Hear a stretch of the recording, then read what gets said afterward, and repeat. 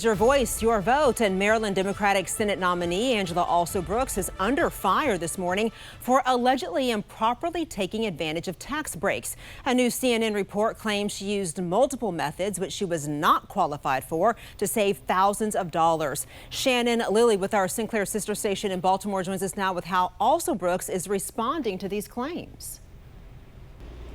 Well, according to her senior advisor, Alsobrooks was unaware of the issues, and her attorneys are now working with officials in both D.C. and Maryland to try to resolve the problems. In fact, we have a statement that we want to pull up right here on your screen in reference to that senior citizen tax break that she received on her home in D.C. That spokesperson says this, quote, "She was unaware of any tax credits attached to that property and has reached out to the District of Columbia to resolve the issue and make any necessary payment." According to CNN, Alsobrooks never qualified for that tax break, but her grandparents likely did. A spokesperson for Alsobrooks explaining that after Alsobrooks' grandmother moved out of the home in Washington, Alsobrooks paid the mortgage on the property until it was sold in 2018. According to the report, Alsobrooks also saved some $14,000 on taxes for her secondary home in D.C.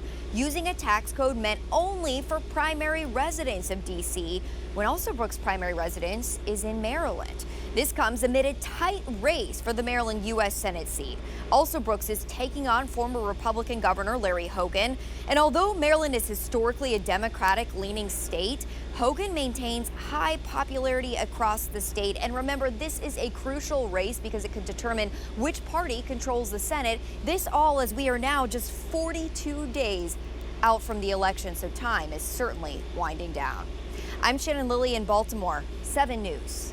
Shannon, thank you. Also in that CNN report, the Alsobrooks campaign claims her opponent, Larry Hogan, received a tax break on his home in Edgewater in 2016. And during that time, Hogan was living in the Maryland governor's mansion. But according to state law, governors and federal employees are exempt from the residency requirements. A Hogan campaign spokesperson issued a statement in response, writing it's deeply disturbing that Angela Alsobrooks thinks the rules don't apply to her. She campaigns on raising taxes while failing to pay her own and taking advantage of tax credits reserved for the poor and elderly.